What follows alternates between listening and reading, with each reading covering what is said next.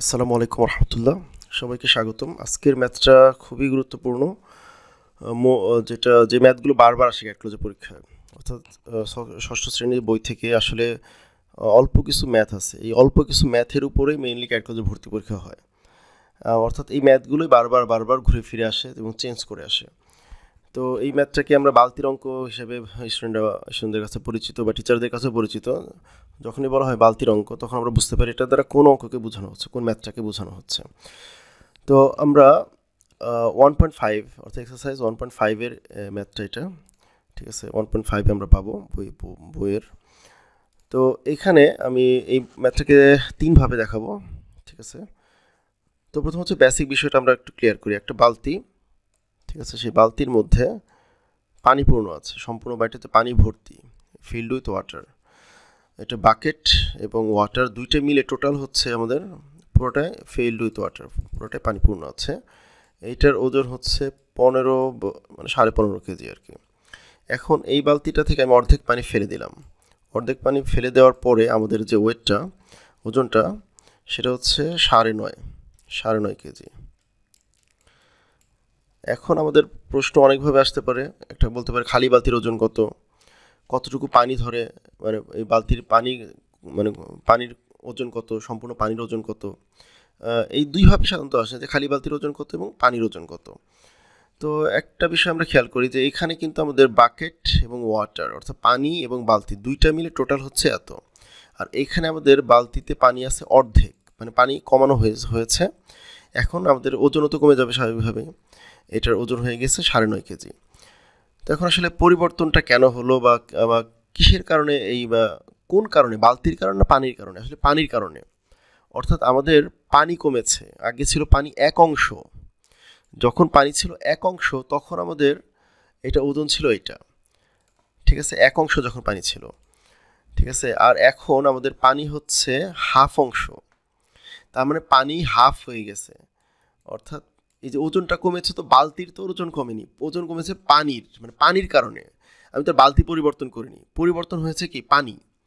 তার মানে আমাদের 1 অংশ পানি থেকে হাফ অংশ চলে গিয়েছে, অর্থাৎ হাফ অংশ পানি আছে। অর্থাৎ আমরা হাফ অংশ মাইনাস করার কারণে আমাদের ওজন কমেছে কতটুকু, অর্থাৎ 15.5। মানে এখানে 15.5 মানে 15.5 আমি বলতে পারি, আর এখানে হচ্ছে 9.5। তাহলে আমাদের কতটুকু ওজন কমলো, এটা আমরা কিন্তু বিয়োগ করলে পেয়ে যাচ্ছি এখান থেকে। অর্থাৎ 15.9, এটা হচ্ছে, দেখি আমাদের ওজন কতটুকু। অর্থাৎ আমরা যদি এটা থেকে একটাকে বিয়োগ করে দিই, তাহলে আমরা পাবো 6 কেজি। অর্থাৎ তার মানে এখান থেকে আমরা কিন্তু ইজিলি বুঝতেছি পানি হাফ হয়েছে। এই হাফ হওয়ার কারণে পানির, মানে টোটাল ওজনটা কমেছে কতটুকু, 6 কেজি। তার মানে এটা তো কমেছে পানির কারণেই, মানে এটা তো এই হাফ কেজিটা কমেছে, মানে 6 কেজি যে পানি কমে গেছে, ওজনটা যে কমে গেছে 6 কেজি, এটা কি কারণে, বালতির কারণে নাকি পানির কারণে? পানির কারণে। অর্থাৎ পানি কমে গেছে, অর্ধেক হয়ে গেছে, আর ওই কারণে 6 কেজি ওজন কমে গেছে। তার মানে এ থেকে তো আমাদের মোটামুটি বিষয়টা ক্লিয়ার, যে ওই হাফ অংশ, মানে হাফ অংশ পানি ছিল 6 কেজি, যেহেতু হাফ অংশ পানি আমি ফেলে দিয়েছি, এই কারণে 6 কেজি কমে গিয়েছে, 15.5 থেকে 9.5 হয়েছে। মানে আমার হাফ অংশ পানি, তার মানে 6 কেজি। হাফ অংশ যদি 6 কেজি হয়, তাহলে ফুল কত হবে, 12 কেজি। এ তো মুখে মুখে কিন্তু করা যায়, বুঝতে পারলে এটা মুখে মুখে করে ফেলা যায়। হাফ অংশ পানি কমেছে, এর জন্য ওজন কমেছে 6 কেজি, তাহলে সম্পূর্ণটা পানি কত হবে, 12 কেজি হবে। আর সম্পূর্ণটা যদি 12 কেজি হয়, পানি যদি 12 কেজি হয়, তাহলে বালতি কত হবে? অর্থাৎ 15.5 থেকে আমি 12 বাদ দিলে 3.5 কেজি। তার মানে আমাদের খালি বালতিটা শুধু কত, 3.5 কেজি। তার মানে এই অঙ্কটা আমরা কিন্তু মুখে মুখেই করে ফেলতে পারতেছি, যদি আমরা বেসিকটা মোটামুটি বুঝতে পারি, যে কথাটা আমি বললাম। আশা করি আমরা বুঝতে পেরেছি। তো এখন এটাকে আমরা প্রকাশ করার ক্ষেত্রে আমরা কয়েকভাবে এই অঙ্কটাকে সলভ করতে পারি। প্রথমে আমি যেটা বললাম, এইভাবে আমরা সলভ করতে পারি, যে এখানে একটু লিখতে হবে যে পানিপূর্ণ বালতির ওজনটা আমরা লিখে নিব এইভাবে। এটা আমি লিখিনি এখানে, যে আমি বলে দিচ্ছি কীভাবে লিখলে এটা লিখে প্রকাশ করতে পারবো।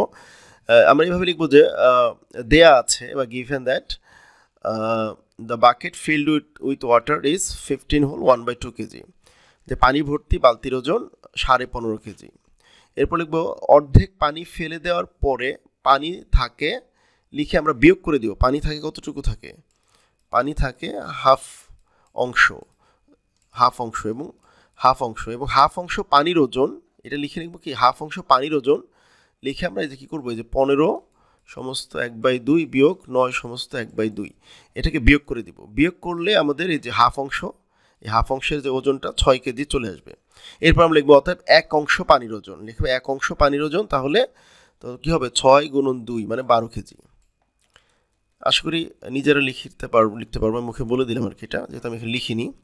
12 কেজি এটা পেয়ে গেলাম, তার অর্থাৎ সম্পূর্ণ পানির ওজন 12 কেজি। এরপর আমরা লিখবো কি অর্থাৎ খালি বালতির ওজন, লিখবো খালি বালতির ওজন, এটা ক্যালকুলেশন করা আছে যে খালি বালতির ওজন লিখে বিয়োগ করে দিব আর কি। বিয়োগ করে দিলে আমাদের 3.5 কেজি চলে আসবে। এ হচ্ছে প্রথমে যেটা বললাম, এইটা এইভাবে করা যায়, এইটা একটা নিয়ম। আরেকটা হচ্ছে যেটা আসলে স্টুডেন্ট গতানুগতিকভাবে করে বা মনুষ্য মুখস্থ করে ফেলে, এই জন্য বেসিকটাকে ক্লিয়ার করে দিলাম। আসলে এইটাকে আমরা এইভাবে করলে হবে, ঠিক আছে। দ্বিতীয় পদ্ধতি হচ্ছে যেটাকে বই গাইড সব জায়গায় যে গতানুগতিক নিয়মটা আছে, আমি এটাও এখানে দিয়েছি, বাট একটা নিয়ম এখানে লেখা হয়েছে, বাট আরও একটা নিয়ম আমি দেখাবো এটার বাইরেও, সেটার সাথে এটার মিল আছে। তো এখানে আমরা এইভাবে লিখতে পারি যে বালতি ওজন প্লাস বালতির 1 বা সম্পূর্ণ বা পূর্ণ অংশ পানির ওজন এত কেজি। তারপরে আমরা বালতির ওজনের সাথে যখন হাফ অংশ পানির ওজন বের করব তখন হচ্ছে এটা। এখন আমরা এটা কি করব, উপরের সম্পূর্ণ অংশ থেকে নিচের অংশটাকে বিয়োগ করব।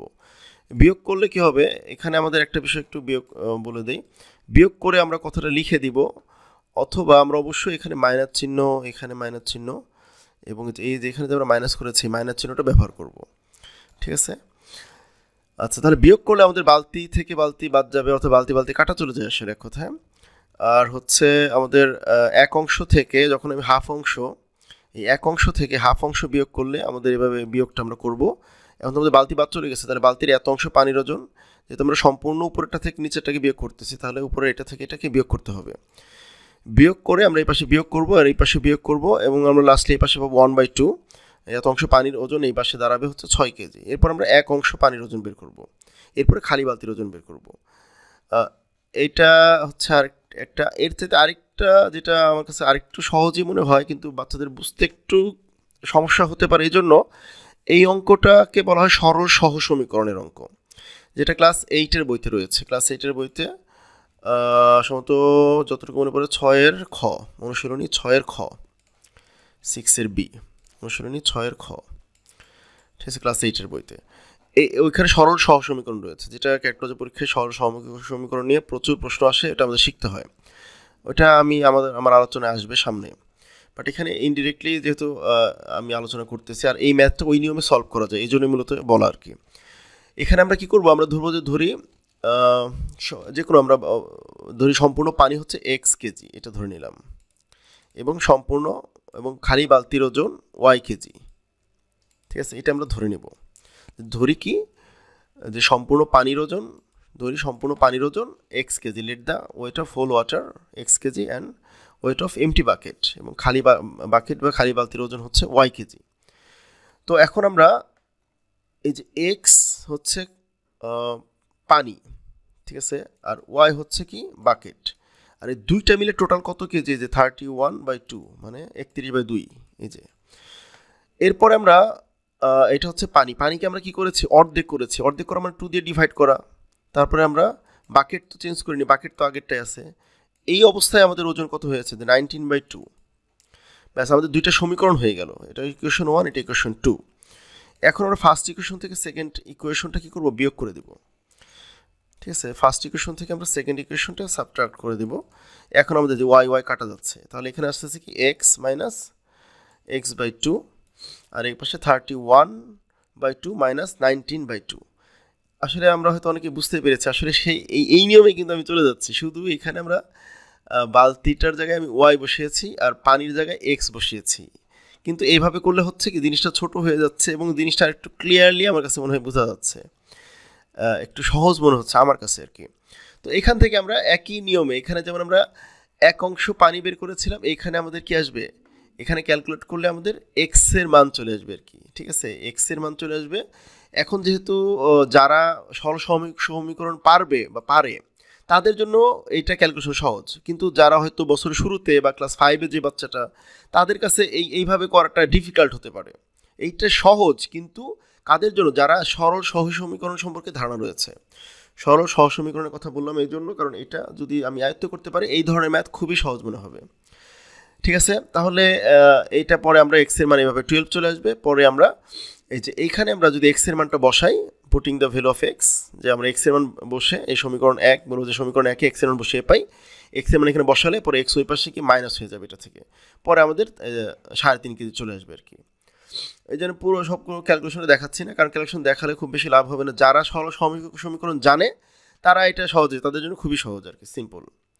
ঠিক আছে, তো এইভাবে করলে অঙ্কটা একটু ছোট মনে হবে আর একটু সহজ মনে হবে আমার কাছে মনে হয়। তো তাহলে আমরা এইভাবে করতে পারি আর কি। তাহলে আমি তিনভাবে দেখালাম। তো প্রত্যেকটাই সহজ, প্রত্যেকটাই সঠিক, আসলে যে যেভাবে করে। একটা অঙ্ককে যে আমি বলেছিলাম যে বিভিন্নভাবে ট্রাই করার চেষ্টা করা, বিভিন্নভাবে চিন্তা করা, মুখস্থ করে ফেললাম এরকম না, কারণ প্রশ্ন কিন্তু চেঞ্জ হবে। এই প্রশ্নটাও আমরা দেখব যে পরবর্তী বছরগুলোতে কিভাবে চেঞ্জ হয়ে এসেছিল, আমাদের সামনে আসবে সেটা অনেকভাবে, কিছু কিছু বছর অনেক কঠিনও হয়েছিল। ঠিক আছে, তো সেটাও আমরা ইনশাল্লাহ সামনে পাবো আর কি। তো তিনভাবে দেখালাম, এটা আশা করি বাচ্চাদের এটা উপকারে আসবে ইনশাল্লাহ, সবারই কাজে লাগবে। ভিডিওটি দেখার জন্য আপনাদের সবাইকে অসংখ্য ধন্যবাদ। আসসালামু আলাইকুম রহমতুল্লাহ।